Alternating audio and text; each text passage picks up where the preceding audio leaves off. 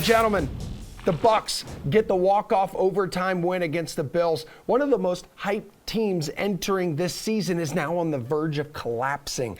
One of 5 teams with a 7-6 record, barely hanging on to the 7th and final playoff spot there in the AFC. But that second half comeback, it has you confident, taking their minus 300 odds to make the playoffs, Geoff. Is that an overreaction? I mean, I don't think it's an overreaction to be confident that the Bills will still make the playoffs. I think it's an overreaction to take them at minus 300 to make the playoffs. I mean, this is a team that has lost to Jacksonville.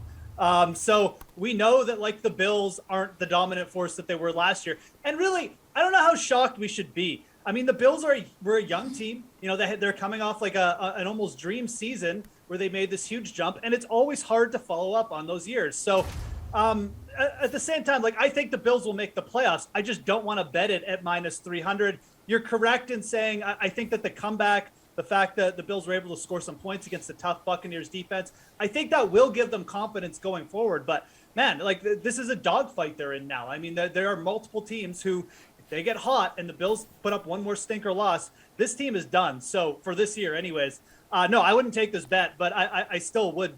I still think the Bills will get there. Okay, Pearce, good news is 3 of their last 4 games come at home against teams with losing records, but the bad news is that other game comes in New England.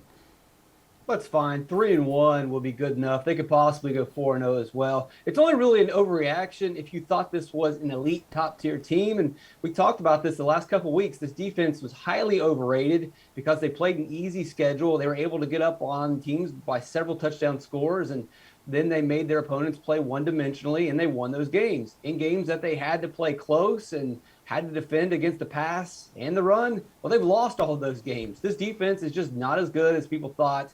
Now that they realize it's just an okay defense, and then with that just okay defense, you have a one-dimensional offense. They can't run the ball. They gave the ball to the running backs 7 times yesterday.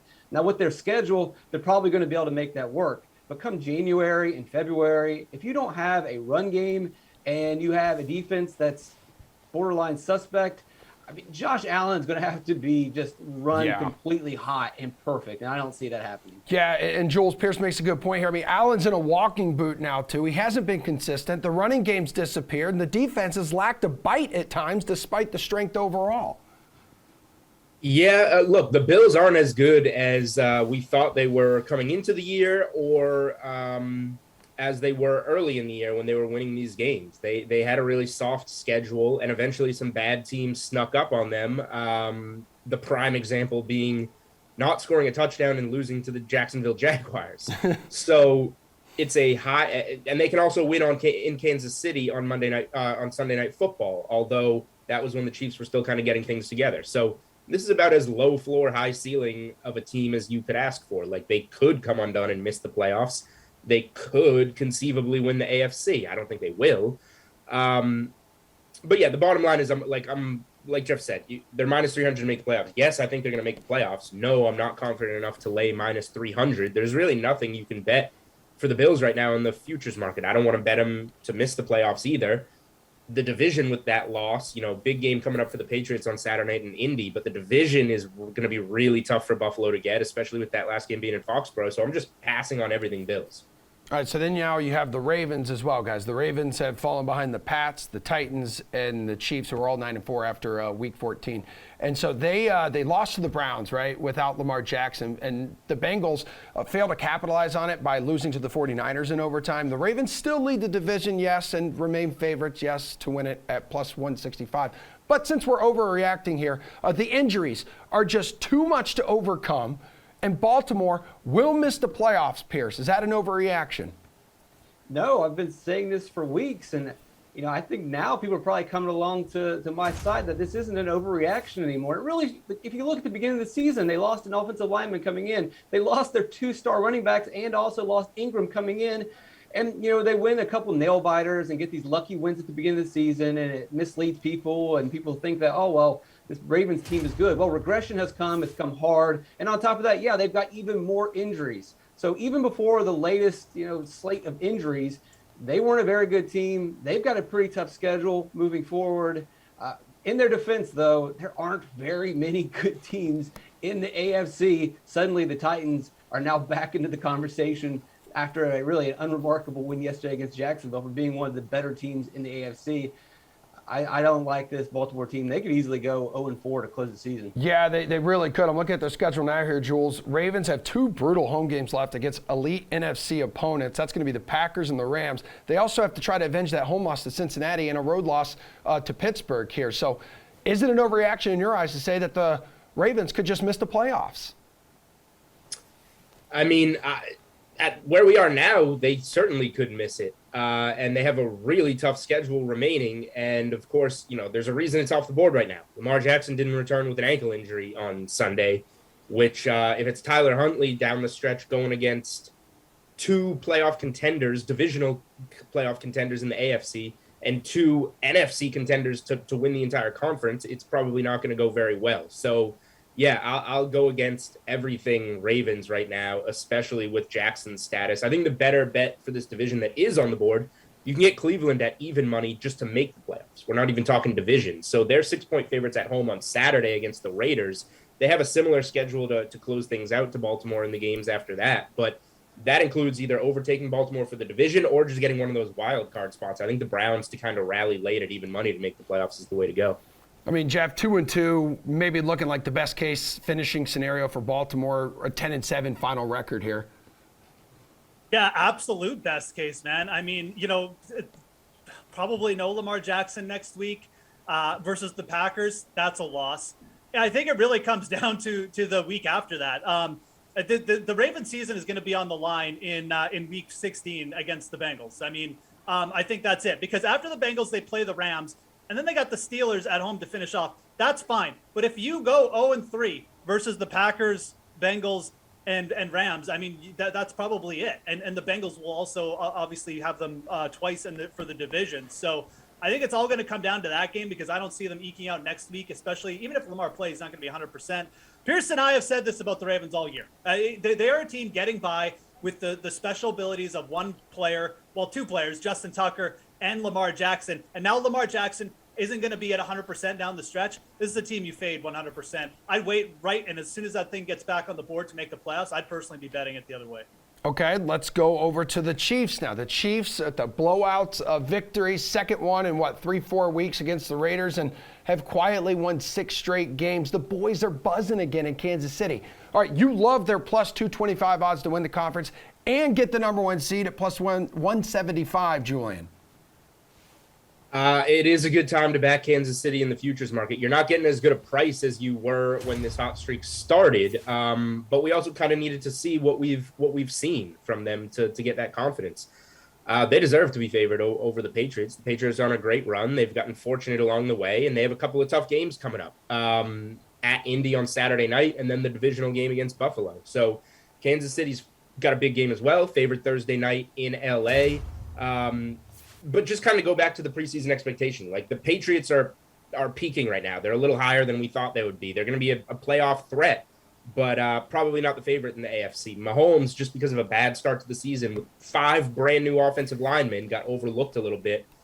The AFC belongs to the Chiefs. I'm not saying that nobody can beat them, but they deserve to be favored, and they're the best bet in the AFC. Geoff, do you agree it's a good time to back the Chiefs right now?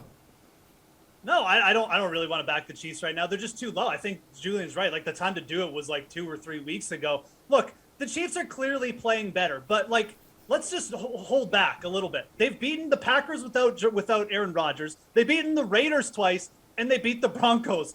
Whoop-de-woo. They have one good win against the Cowboys, and that was purely based on their defense. Their offense did nothing in that game. I still have concerns about this team. Mainly just offensively, if they're going to be able to get it together. And I think they're very ripe. We've seen them ripe to be defeated in the playoffs. We've seen them lose to multiple AFC contenders already. The Titans, the Bills. Even if you're not high on the Bills, man, the Titans are going to get it together. They're going to get some players back. There's other teams playing well, too, in other conferences. Like, the Browns have an elite defensive unit. I think they could give the Chiefs problems. I don't want to take the Chiefs in the futures. Again, I'll go back to my team. They're getting disrespected again. I think if you're looking at the AFC conference, you go down the board and you look at the Tennessee Titans again. They're in a good spot to get the division. They're plus 800. People aren't talking about them. That's the team I'd want to get on as far as AFC conference goes right now. Okay, but Pearce, I believe before, like early in the season when this team was struggling, there was offensive struggles, yes, but that defense was terrible. Right now, the 6-game win streak, it's a group that's given up under 11 points per game on the defensive side. Yeah, we got to look a little bit closer, kind of like with Julian Edlow looking at the offensive line issues. Well, they fixed a lot of those offensive line issues. The running backs are healthy for Kansas City. But as you pointed out, the defense is the real story here. Now, before we talk about defense, Mahomes, yeah, has he been a little less sharp? But yeah, he hasn't had a run game. He doesn't have an offensive line. Well, that's all improved. And really, if you look at his bad pass percentage or even his incompletion rate, it's not very much different than previous seasons. It's just the bad breaks were going in the other direction.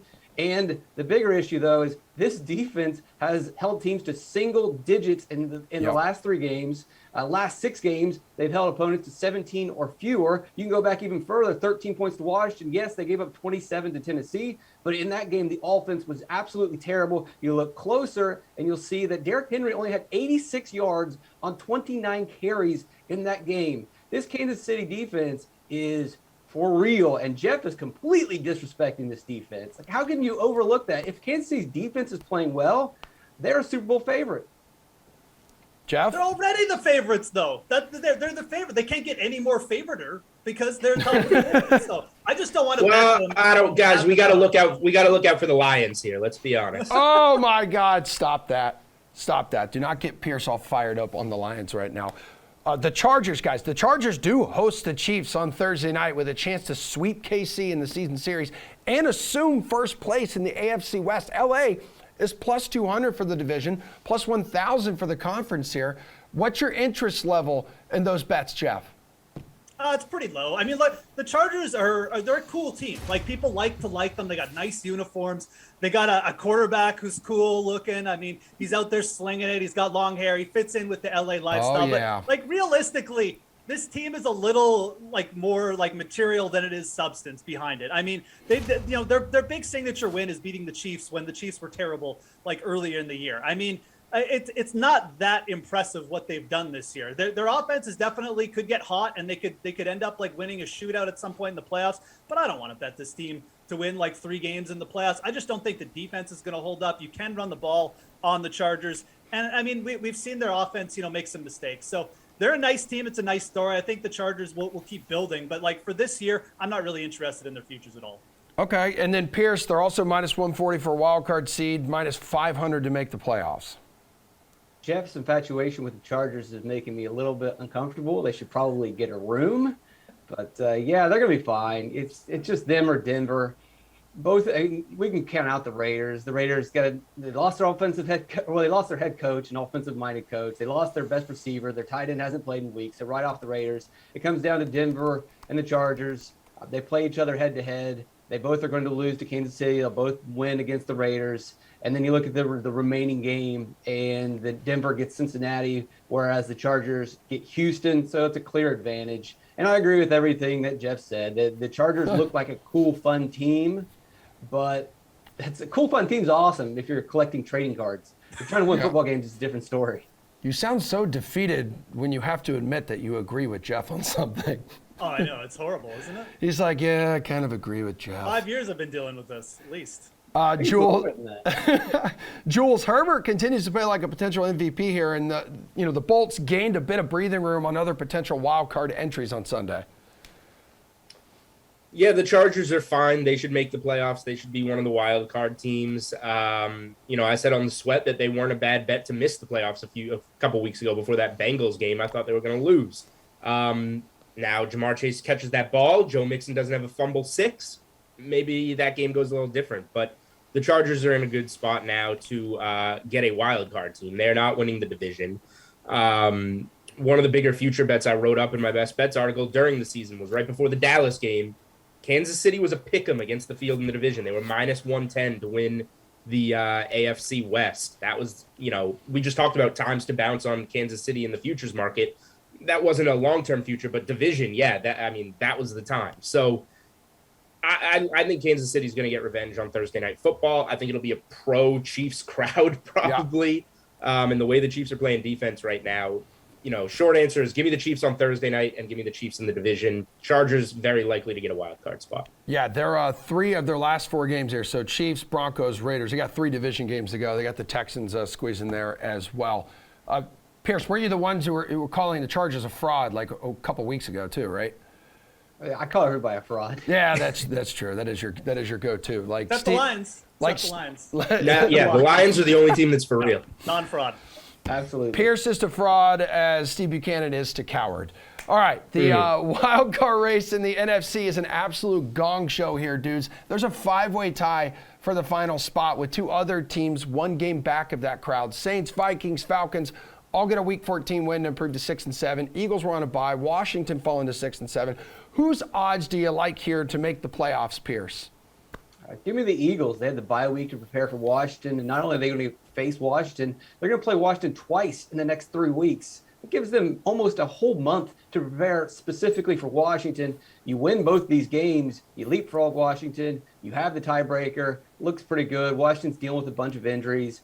I think it's finally catching up with them. I know that they battled back yesterday against Dallas, but Dallas was missing several offensive linemen, and we know last year one of the problems that Dallas runs into is when their offensive linemen are out. They're terrible. We've already seen that this season. So with Washington battling back a little bit yesterday, I just don't believe in this team, and especially if Kyle Allen's going to be the quarterback, I would much rather go with Philadelphia having kind of a preferential schedule if you look at the way this thing plays out. Jules, I think Atlanta among this group has the longest odds at plus 500. Yeah, as they should. The Falcons aren't very good. None of these teams are all that good. But somebody's going to make it. I don't hate going with Pearce. With the Eagles, they kind of have, like we said, Minshew gave Jalen Hurts kind of the extended bye, and they have 2 games against the same team who finally came undone and got a loss, so that could help for those games. I kind of want to go with the Minnesota Vikings, but number 1, they're I think they're the shortest odds, right? Yes. Yeah. I got they're the 200 shortest odds, and you're backing Kirk Cousins as kind of a favorite, and Kirk Cousins just never seems to do it. I'm going to go Eagles here by default, but whoever this team is that gets in and plays whatever it is, the Bucks, the Rams, good night. All right, so hope is alive for the Vikings, Geoff. Speaking of Kirk Cousins' stand here. If it wasn't for that Week 13 loss at Detroit, they're probably the 7th seed right now. Probably, and therein too is the problem with the Minnesota Vikings. They will let you down when you least expect it, or maybe when you should most expect it. But the Vikings' schedule is the toughest. They have the Rams and the Packers, and both those teams have winning records, so I don't think we should expect W's from Kirk Cousins there. And then they play the Bears twice, and division games. I mean, the Bears going to be marching out Justin Fields probably, who's getting a lot more confident. Those are not going to be easy games for them to win. They're probably going to split them. I just don't think it's going to get there for the Vikings personally. The Eagles have the best setup for the schedule, and I agree with Pearce. And I actually think the Eagles might just be the slightly better team. Like Washington has run hot lately, but they made me look bad last week against Dallas. And I think that the Eagles, coming off the bye, the key thing here, they play Washington twice, but they also have Dallas in week 17 or week 18. Dallas is probably going to be resting players there. That could just be like almost a bye week. So I think the schedule sets up well for the Eagles. I think that they are sneakily maybe even a little bit better than Washington. I like getting on them here because this team has kind of defied expectations, and you can get them at longer odds. So, give me the Eagles as well for the team to grab that last one. Incredibly, 26 of the league's 32 teams are either in a playoff spot or within 2 games of a playoff spot. So the next 4 weeks here, guys, is going to get quite spicy. Could get quite meaty, if you know what I mean.